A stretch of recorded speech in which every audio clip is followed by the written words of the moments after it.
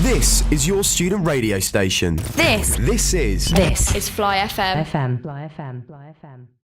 Okay, it's Matt Asprey here from Fly FM. I'm joined by the Amazons here. Guys, just quickly introduce yourselves before we get started. Matthew, vocals and guitar. Christopher, lead guitar.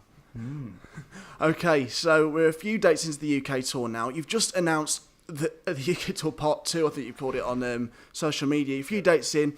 How's it going so far? It's going well, man. Like, compared to the last tour we did, I think the venue sizes have kind of doubled, which is really exciting. We're enjoying it, man. Yeah, there's been a few places we played, like in Edinburgh, for example, where the last time we played there we played to the support band, and that was it. Yeah. And this time it was sold out. So yeah, I'd say it's going very well. It's alright. Swimmingly. Yeah, it's going. Yeah, and Nottingham as well. You seem to have a bit of a special connection because you did a DJ set at Bodega last night. Yeah. And you mentioned it is one of your favourite places. Nottingham's somewhere that you've always seen a huge amount of support for the band and your music. Yeah, a couple of friends who were coming tonight actually used to, from school actually, like back home in Reading, they came to Nottingham-on-Trent University, and we didn't go to uni, so we kind of spent our uni years kind of living with them every now and again, and kind of just enjoying Nottingham in that kind of capacity. And then with the band we've been here like 4 or 5 times, either at the Bodega. We started at the Chameleon Art Centre. Yeah, on our first tour. That was exciting. Great venue. Yeah, it was a cool venue. And then, had a couple of nights out at Rescue Rooms, which we're playing tonight. So it's good, man. I love Nottingham. Yeah, Rescue Rooms is a favourite of mine as well, going out. Let's talk about just the summer. You've been very busy. You've been all over the place. I think as well in the recent interview you did, you've been to Asia. Yeah. I've been to like Japan and things. How's the music been going down over there? Because obviously, you know, for your up-and-coming bands to go to such a big place such as Asia and Japan and that, I mean, hopefully it means you've got something, you hope you've got a fan base there. Yeah, man. I think rock and roll's pretty universal, especially in like places like Japan and South Korea, where we went and played some wicked festivals.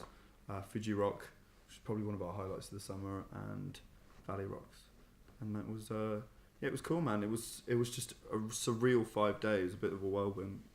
And I think now, due to a bit of the because it happened all so fast, and then we had jet lag and stuff, it now feels like a bit of a dream, like it didn't even happen, which is cool. But the reaction was something that we couldn't really have imagined until, you know, it was there and we got there and it was happening and stuff. So yeah, it was a lot of fun. Okay, I want to go to Glastonbury because you performed there. I was lucky enough to go, and I saw you in the John Peel stage. I mean, one thing that really stuck out to me was at the end when you played Junk For You Forever, the crowd sung back the song at you, essentially. We started singing like a bit earlier, then obviously you had a bit of a smile on your face. How surreal is that already at such a big festival like that and such a crowd turned up and really sang their hearts out to your songs? Surely that must mean you're doing something right in the music business. Yeah, definitely. And I mean, it's been on a bit of a journey, that song. We did that on our first ever gig back in 2014, so we've played it to a lot of empty venues and stuff. So it feels good when you've got a full John Peel stage, singing it back to you. But I think, you know, we the way we love music is at festivals, and that's how we like, and that's kind of it's been bled into how we do things as well. We love watching bands at festivals and having to sing songs with our friends and stuff. So I guess that's what's translated for us in terms of our music as well. So yeah. Awesome. Right, let's move on to the album. Your self-titled debut album came out in May. We've had a bit of time now for it to breathe. It's, you know, it's getting a lot of airplay on the radio, which is great. I mean, you know, that's how a lot of people are getting into you now, because obviously you've got some real catchy riffs that, you know, Black Magic, for example, is a personal favourite of mine. How's it been received? Are you getting positively overwhelmed, or is it like, you know, you didn't expect the amount of positive reception of the album as it is now? It was mixed bag with the album, to be fair. Like, the critics didn't really love it, but it kind of didn't really matter at the end of the day, because people bought the record and they're buying tickets and stuff, and we got a top 10 in the UK, so it kind of we felt like we weren't crazy and we were doing something that connected with other people. Because at the beginning you just got to do something that you like, and it turned out other people liked it, which is cool. But yeah, it's not been plain sailing, that's for sure. It wasn't just like success. But I read a lot of stuff that didn't love it as much. Well, don't worry, us at Fly, we love the album anyway. You featured on our playlist quite a few times, so don't worry about that. You've got our backing anyway. Cheers, Let's go on to the songs and things now. You clearly enjoy playing them live. When I've ever watched videos you perform in, and when I saw you at Glastonbury, for example, you look like you're having a whale of a time. When it came to recording the album, were there any songs that took a while to do, or was it quite an easy creative process, or was there like, certain songs that took for ages to, record and get all the production on it? Yeah, we had a song called Nobody that didn't make the cut. It didn't even make the deluxe edition. That it sounded great live, and we played it for like a year or so live in our sets and stuff.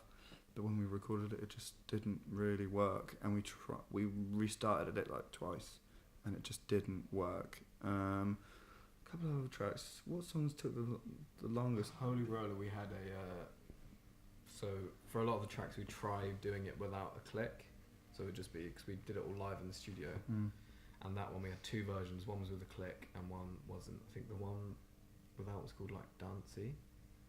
The one was called like Vibey. Yeah, that's I the can't Captain's remember. input. But we Picked the one without the click. Yeah, we picked the one without. But we spent like 2 days just like listening to them again. We didn't know which one to choose. Oh, and the kind of discussions and time you take over, like whether it's 124 BPM or 125 is It's ridiculous. incredible. Yeah. Raindrops as well. That took a long time to get. We did like 30 takes of that one in the sitting, which was interesting. Because you're just trying to find, you want a solid performance, but you also want lots of little quirks and nuances that you get because you're doing it live. So we would try and get like a nuance that we did from take 3, but then have it as solid as take 7. Yeah. And yeah, it was an interesting process. Palace as well, had to re-record the vocals for that a couple of times. I wanted to do it live on the piano, but we did a festival in Liverpool and I busted my voice really badly. We had to cut like a week of recording, and so I had to just do the piano.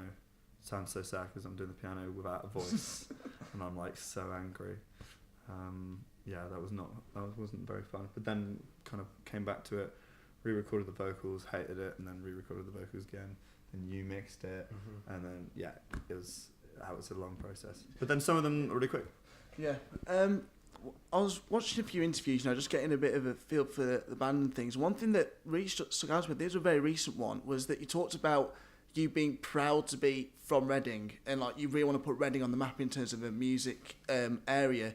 And then you sort of mentioned that some bands like from smaller towns and cities are a bit nervous to they rather go, oh, we're from Manchester, but really we're based in Wigan. It's like, do you think quite a few like up and coming bands at the moment are trying to make themselves big by going, oh, we come from a big musical city, rather than being quite proud of where they're actually from? I think it's something that it doesn't necessarily define us, but it's kind of part of the kind of DNA of the band a little bit, especially in these early stages, because it was always about how do we kind of identify ourselves and where do we fit in everything, and we had to look at who we were and what we were doing, and we were a band from Reading, and we actually thought, even though it's not particularly glamorous or exciting, it's something that sets us apart a little bit from other bands and other musicians and stuff, because people always ask like, what's the scene like in Reading, because everyone knows what the scene's like in London and Manchester, because that's where all the media is. So that was always a different take on it, really. But yeah, I think if anything, maybe some of our success can inspire people from towns that aren't big cultural hubs like Manchester and London to kind of just stick where they are. Because I guess 20, 30 years ago, before the pre-internet age, maybe it would have been wise to get closer to where record labels are based and stuff, and kind of get into their net.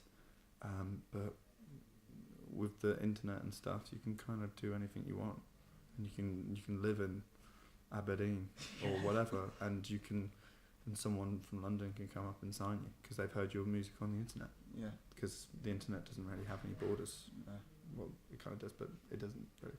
That's a great way to describe it. The internet doesn't have any borders. Okay, you're constantly touring at the moment. Have you even thought about album number 2 yet, or is it still, or is it something to go right? We're going to finish this whole tour and then start going to, or you already? Don't have time to do that. I think we've been practicing stuff.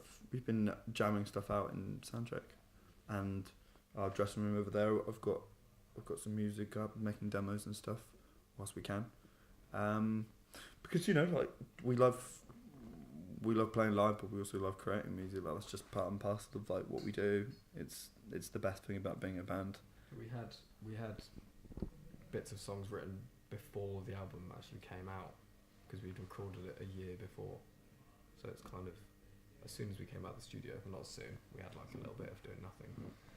Yeah, and it was like, straight back on it. yeah, and between like, if some people went out for lunch or whatever when we were recording the album, I'd just sit on the piano and just kind of come up with ideas, just because it was quite a creative environment. I was quite inspired by being in a studio, and that was cool. But yeah, sometimes it's quite hard on tour to kind of develop the songs to how you hear them without having a bit of time alone. Okay, well, Matt and Chris, thanks for chatting to Fly FM. Have a great gig at Rescue Rooms tonight, and hopefully we'll get to see you soon back in Nottingham. Thank you very much.